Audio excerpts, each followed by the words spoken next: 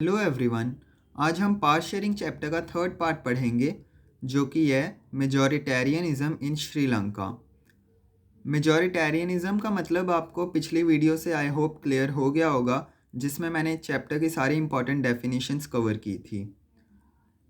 तो हमने पिछली वीडियोस में देखा है कि कैसे बेल्जियम और श्रीलंका दो कंट्रीज़ थी जिनमें कितनी रीजनल डाइवर्सिटी थी, कितने टाइप्स के लोग रहते थे इन दो कंट्रीज़ में। तो हम ये पढ़ने वाले थे कि कैसे ये दोनों कंट्रीज़ इतनी डाइवर्सिटी को हैंडल करती हैं। तो आज हम श्रीलंका के बारे में पढ़ेंगे। तो श्रीलंका इतनी डाइवर्सिटी के साथ क्या करती है, वो मेजॉरिटेरियनिज़म अपनाती है, यानी कि मेजॉरिटी में जो लोग हैं उन्हीं का रूल चले, वो पॉलिसी अपना लेती है श्रीलंका।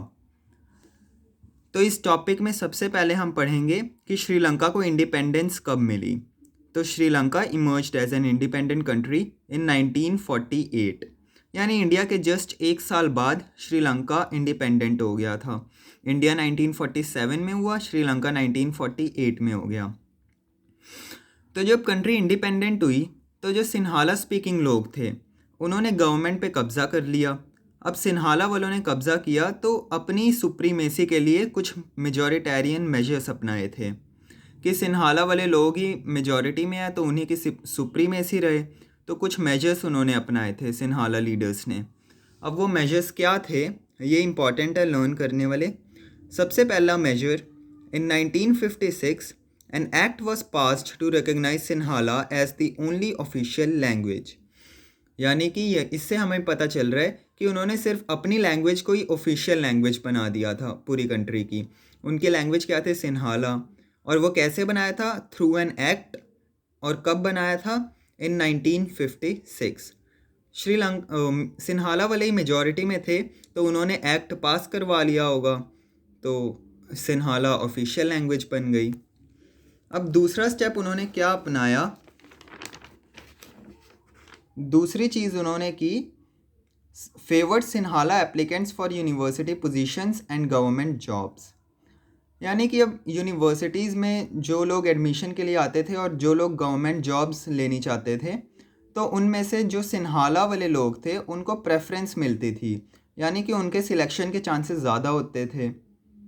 और तीसरी चीज़ उन्होंने क्या की, अपने रिलीजन को लेकर की। क्या किया था कि उनका जो न्यू कॉन्स्टिट्यूशन बना था इंडिपेंडेंट होने के बाद, उसमें ये साफ कहा गया था कि पूरी कंट्री में बुद्धिज़्म की प्रोटेक्शन की जाए और बुद्धिज़्म को ही फॉस्टर किया जाए। फॉस्टर यानी उसी को एनकरेज किया जाए, उसी को बढ़ावा दिया जाए।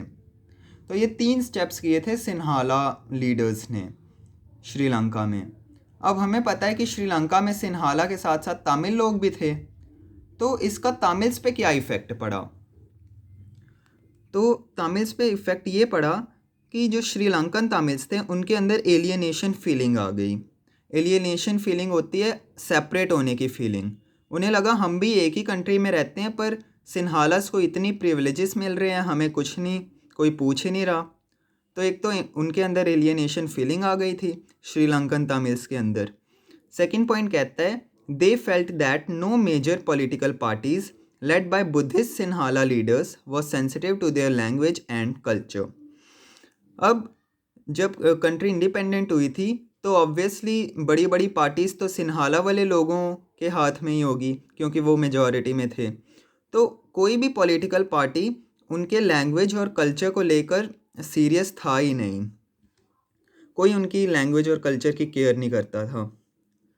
और तीसरा point, they felt that constitution and government policies denied them equal political rights.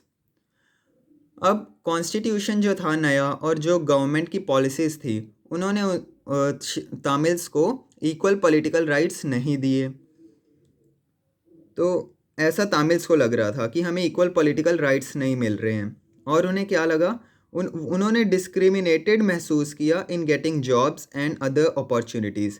ये तो उनको सही लग रहा था क्योंकि उनको जॉब्स और चीज़ों में डिस्क्रिमिनेशन उनके साथ हो रहा था।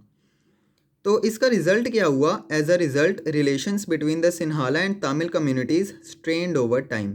यानी कि ऑब्वियसली बात है, ऐसे सिचुएशंस में सिन्हाला और तमिल्स के रिलेशंस ख़राब ही हो जाएंगे, तो थोड़े टाइम बाद उनके रिलेशंस ख़राब हो गए। तो तामिल्स पे ये इफ़ेक्ट पड़े थे, जो जो उन्होंने किया था वैसे वैसे इफ़ेक्ट पड़े थे, इजी से इफ़ेक्ट थे। अब यहाँ पर इम्पॉर्टेंट चीज़ आती है कि फिर श्रीलंकन तामिल्स ने किया क्या, इतना सब झेलने के बाद उन्होंने किया क्या। तो सबसे पहले they launched parties and struggles for the recognition of Tamil as official language. अब सिन्हाला ऑफिशियल लैंग्वेज बना दी गई थी, तो उन्होंने पार्टीज और स्ट्रगल्स लॉन्च किए कि तमिल को भी ऑफिशियल लैंग्वेज बनाओ। फिर दूसरा उन्होंने क्या किया, demanded regional autonomy and equality of opportunity in securing education and jobs. तो अब यूनिवर्सिटी पोजीशंस में जाते थे डिस्क्रिमिनेशन होता था, गवर्नमेंट जॉब्स लेनी चाहते थे तब डिस्क्रिमिनेशन होता था। तो वो चाहते थे ये डिस्क्रिमिनेशन हटे और इक्वल अपॉर्चुनिटी मिले। और रीजनल ऑटोनॉमी, इसका क्या मतलब है, यानी कि हमें एक अपना सेपरेट रीजन दो जिसमें हम अपने हिसाब से रूल करें। ऑटोनॉमी मीन्स अपने हिसाब से रूल करना। तो ये चाहते थे श्रीलंकन तमिल्स। और तीसरी चीज़ क्या हुई थी कि by 1980s Sri Lankan Tamils demanded independent Tamil Eelam. अब उन्होंने क्या चाहा कि हमें एक सेपरेट स्टेट बना दो हमारा, जो कि हो तमिल इलाम, कि सिर्फ तमिल वाले लोगों के लिए एक सेपरेट स्टेट कर दो, इंडिपेंडेंट, श्रीलंका से अलग। तो ये 3 चीज़ें उन्होंने डिमांड की थी, पर इनकी ये मांगे पूरी नहीं हुई, जिसके कारण क्या हुआ, सिविल वॉर हो गई। अब सिविल वॉर का सबसे पहले हमें कारण पता होना चाहिए। तो सिंपल सा कारण था डिस्ट्रस्ट बिटवीन 2 कम्युनिटीज़। दोनों कम्युनिटीज़ को आपस पे एक दूसरे में ट्रस्ट नहीं था, झगड़ते रहते थे। तो डिस्ट्रस्ट बिटवीन 2 कम्युनिटीज़, 2 कम्युनिटीज़ कौन से थी, सिन्हाला एंड तमिल्स, वो उसका कारण था सिविल वॉर का। अब जब सिविल वॉर हुई तो हुआ क्या क्या था सिविल वॉर में, thousands of people of both communities have been killed. हज़ारों लोग मारे गए थे दोनों कम्युनिटीज़ के। Many families were forced to leave country as refugees and many more lost their livelihoods. अब जब वॉर होगी तो जब वॉर हुई तो बड़े लोग थे जो कंट्री छोड़ के चले गए थे, और काफ़ियों की जॉब भी चली गई थी। वॉर के दौरान तो ऐसा कुछ होता ही रहता है। तीसरा, caused terrible setback to the social, cultural and economic life of the country।